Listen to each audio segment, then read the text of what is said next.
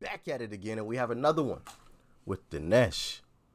Let's dive in. Here in Palo Alto, there's a Ritz-Carlton, there's a Westin. Now imagine a guy who is a valet parking cars at the Ritz-Carlton here in Palo Alto.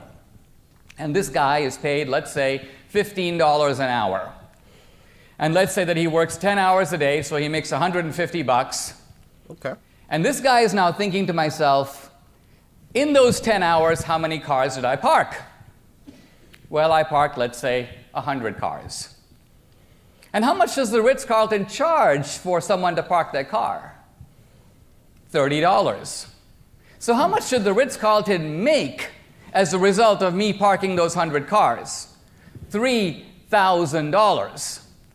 And how much was I paid out of that $3,000? $150.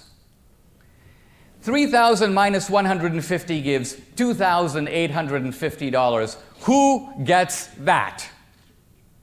So from the valet's point of view, this is a very unjust system because I'm doing the work and some other guy is taking the cash.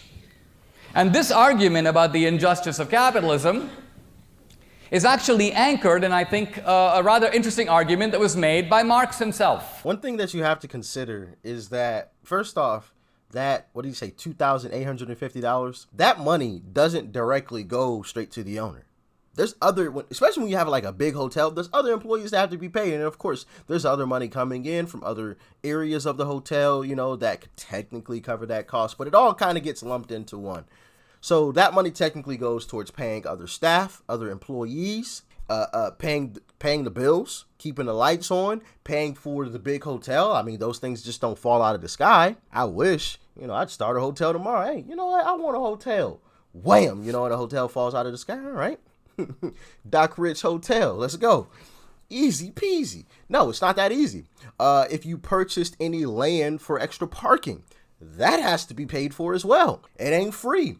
So that all of that money goes towards paying all of that. And then, and of course you got insurance and, you know, like a lot of other smaller things of, you know, of that sort as well. But then after all of that is paid for, out of that $2,850, and I know technically it's more, but we're just going to use that number. Uncle Sam has to get his cut.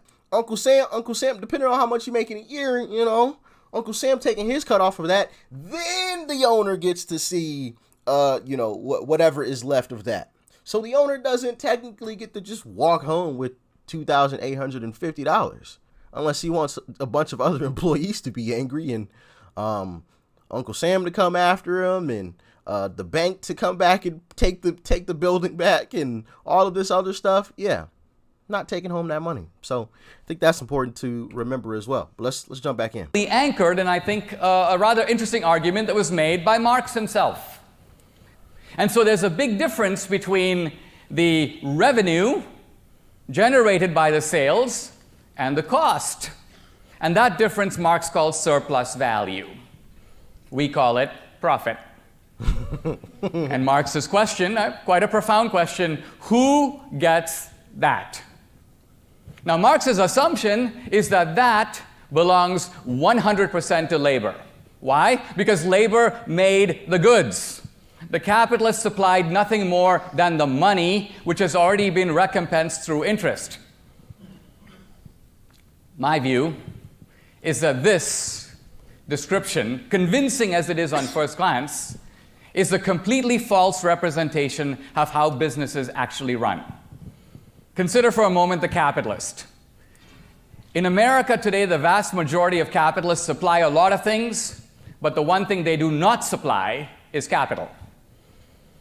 Did Steve Jobs actually put up all the capital for Apple? No, he went to a bank. Yep, the bank. The bank supplied the capital. OPM.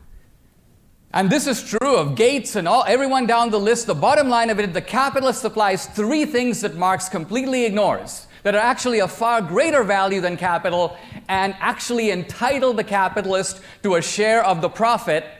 But Marx, in a sense, submerges these three factors completely. First, the capitalist has the idea for the business. Without the idea, there's no business.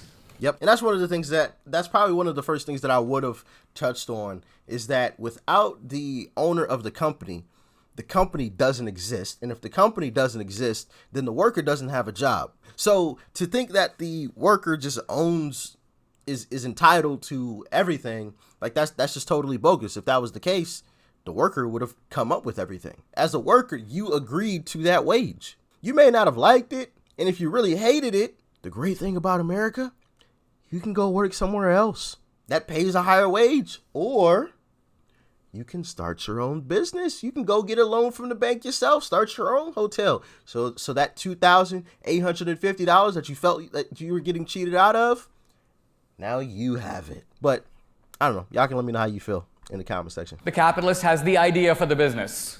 Without the idea, there's no business. Yep. Labor doesn't think of the idea. The capitalist does. It's his or her idea. They do it. Second, the capitalist organizes the business. Oh, yeah. Here you have this valet. He goes, I park the cars. I need all the money. The truth of it is the reason you're getting $30 to park a car is you're at the Ritz-Carlton. Somebody built the Ritz-Carlton. Somebody thought of it. Somebody paid all the capital costs. Somebody took out the insurance. You didn't think of that. If you come to my house and want to park my car, I'll pay you 50 cents. But he's also right there as well. The owner, like, if you want to go deeper into, the owner starting the business, the owner had to organize everything. And especially when you're talking about a business like a hotel, I mean, there's so many things that have to be, so many I's and T's that have to be dotted and crossed in order to run a major hotel. But on top of that, not only do you have to organize everything, employees, insurance, making sure employees are trained, making sure, your staff is running properly, making sure everybody's getting paid, yada, yada, yada, making sure the building's up to code, getting that all organized. If it's not, making sure repair guys come in and fix the whole nine. But not only that, the owner had to build a reputation. You don't have a valet service without high-end clientele. If you have clientele like me, you're not going to end up with a valet service. No, I'm sorry, Mr. Valet. I'm gonna go park my car myself. All right. Gas is $5. This, that $30 you was gonna charge me, that's a quarter of a tank. All right. I might need that. Okay. So I'm just gonna go park the car myself. I need some extra steps anyway. So if you have a clientele like me, you're gonna take a major L on that valet service. If you come to my house and want to park my car, I'll pay you 50 cents. So the reason that you're getting $30 is not because of you. It's not your labor that's worth $30. It's the resort that's worth $30. And you didn't create that. So the capitalist has the idea for it. He organizes it. And third, he takes all the risk. Very important factor. Great the point. capitalist gets paid at the end. If the business has a bad quarter, Steve Jobs can't go, or the current Tim Cook can't go to Apple and say, sorry guys, I'm not going to pay you for 6 months. It's looking bad for us this half of the year. No, he has to pay them anyway. So labor is trading a fixed wage for security. But the entrepreneur is taking the risk that he might get nothing out of it, and he could even lose money. So the truth of the matter is that in fairly assessing... Absolutely the truth. The truth. The owner's taking all the risk. All the risk. I'm sure all of you know someone who had a business that failed, big or small. A business that failed. And who took all the risk of that business failing? The person that started it. Nobody else. The workers got to go home. Granted, they were in a little bit of a pickle too, because they go home with no job. But oftentimes, and you hear stories about situations where a person leveraged the equity in their home to pay for things in the business, and when the business tanked and they didn't have any money, the bank came back and took their home to pay for their debt from the business. So not only does the owner not have a business anymore, they don't have a home to go back to either. At least the workers get to go back to their own home. Granted, that may not last very long if they don't find another job, but the owner, they don't have a job. They don't have a job or a home now. See what I mean? And like he was saying, that's something that's highly overlooked. Who's getting sued? The owner. But nobody's really talking about that though when this kind of conversation comes up. But y'all let me know how y'all feel about it. And he could even security. But the entrepreneur is taking the risk that he might get nothing out of it, and he could even lose money.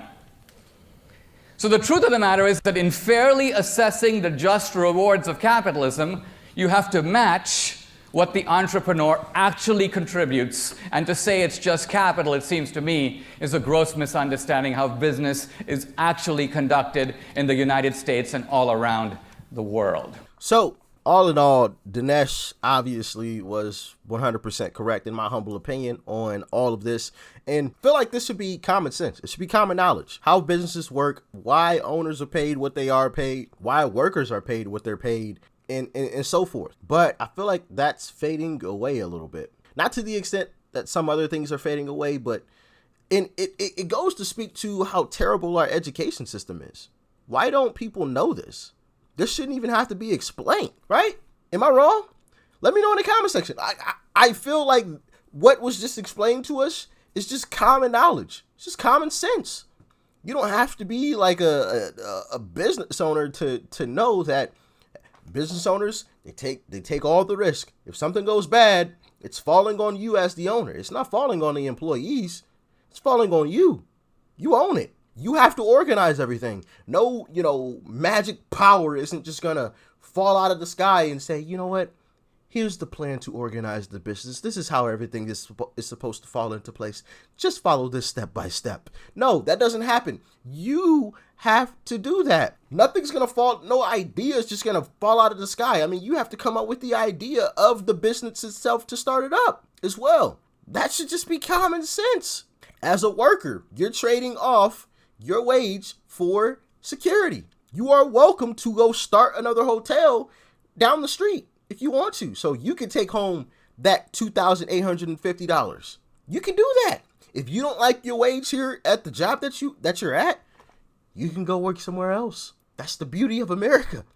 You're not forced to work at this one job. I feel like that should be common sense, but like I said, it just digs a deeper hole for our education system and how bad apparently it really, really is.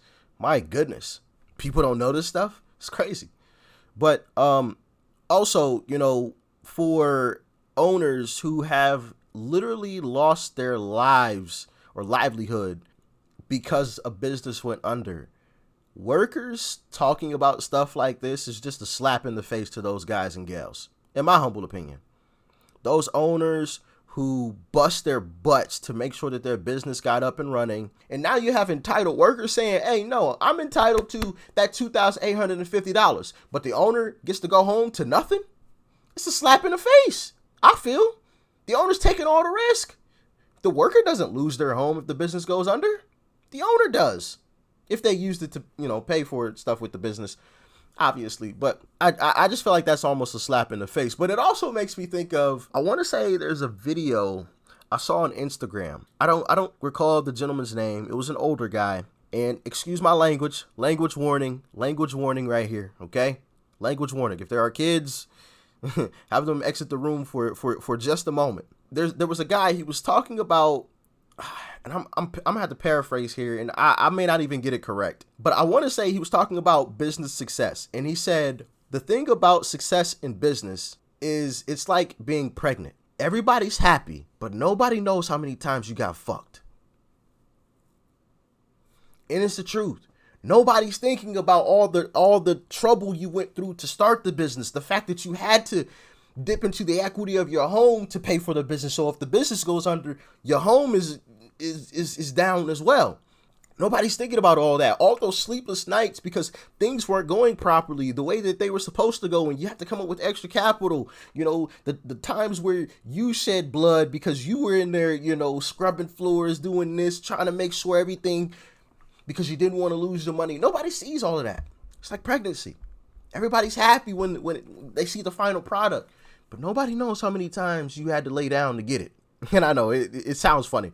It was a joking quote, but it's serious at the same time. Nobody knows. They didn't see it. They don't care. And like I said earlier, it's a slap in the face to those owners that had to fight and claw to get their business started. It's a slap in the face. But that's just the way that I see it. Y'all can let me know how you felt about all of this in the comment section below. Like, share, comment, and of course, hit that subscribe button before you go. And if you would like to support the channel more than you already have, my PayPal link is in the description box below. Peace and love. I'm out.